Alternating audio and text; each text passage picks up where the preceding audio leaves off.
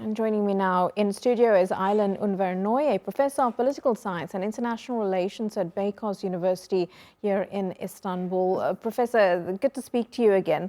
You know, Andy was saying there that some Republicans are saying that Gulf state allies of the United States could now possibly get involved in this war. They are bearing the brunt of it. Do you think that could actually happen, especially very more powerful countries or more allied to the United States like Saudi Arabia actually taking military action against Iran?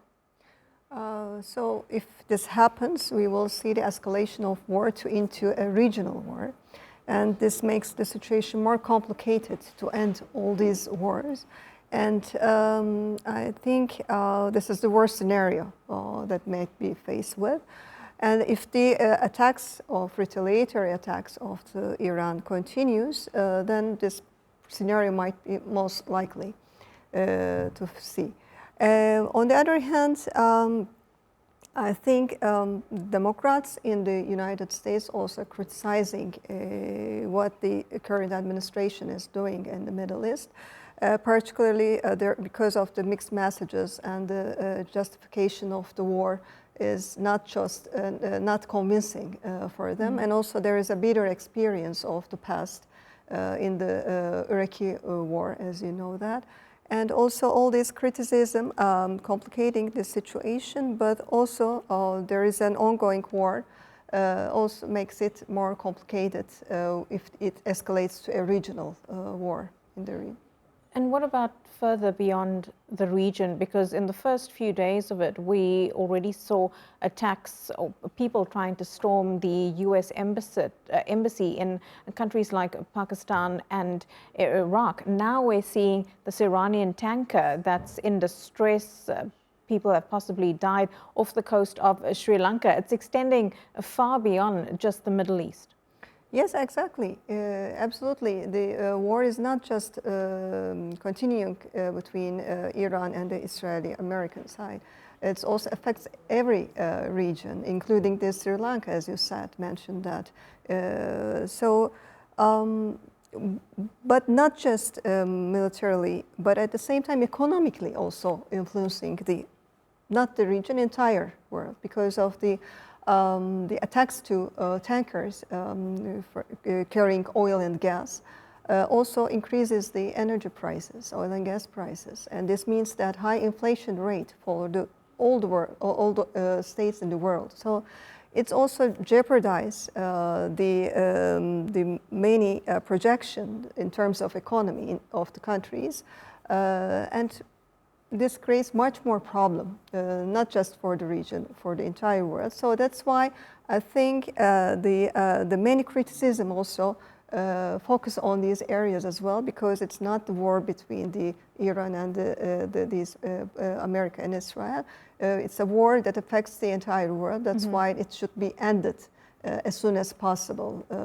So when we hear some statements from the Trump administration, it might continue 4 or 5 weeks more.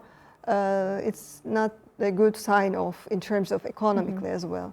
Some analysts have argued that the only way that this is going to end is if we see more pressure coming from Gulf countries towards the United States, actually saying to them, look, we're bearing the brunt of this, not just with the strikes that are coming over us, but of course the economic impact as well. And many countries in the Gulf, and I can point out the UAE and Qatar, for example, most of their population are foreigners, right? So, and many have moved there to those countries because they are seen as being very, very safe.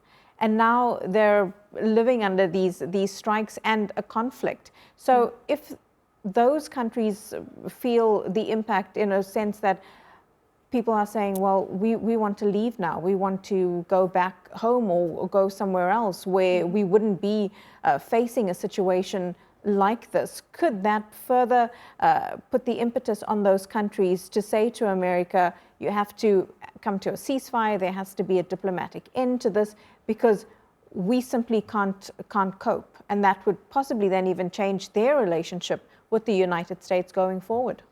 Absolutely, they might say so. As you said, it also affects the many foreigners living in this region, especially in the United Arab Emirates and this region, many foreigners living. And so, but the question here we need to ask is that it makes a difference in the United States approach. I think not just the regional countries, but also the other countries who are affected economically, and or there might be a mass migration flow if this war continues. It might be a problem for the Europe as well. As I mentioned briefly in the previous part, for instance, Zelensky already talking about this because of the support given to Ukrainians against Russia also might be much more complicated and problematic in the future. And also, the rising energy prices means that for Russia to gain advantage in the war in Ukraine. So, because of the increasing energy prices, will provide Russia to have more money to spend on manpower to fight against Ukraine, and also to give us more advantages on the ground. So it affects everything in the region and beyond, actually. Yeah, well, it's going to be interesting to see what kind of pressure these countries will actually now put on the United States. Professor Noi will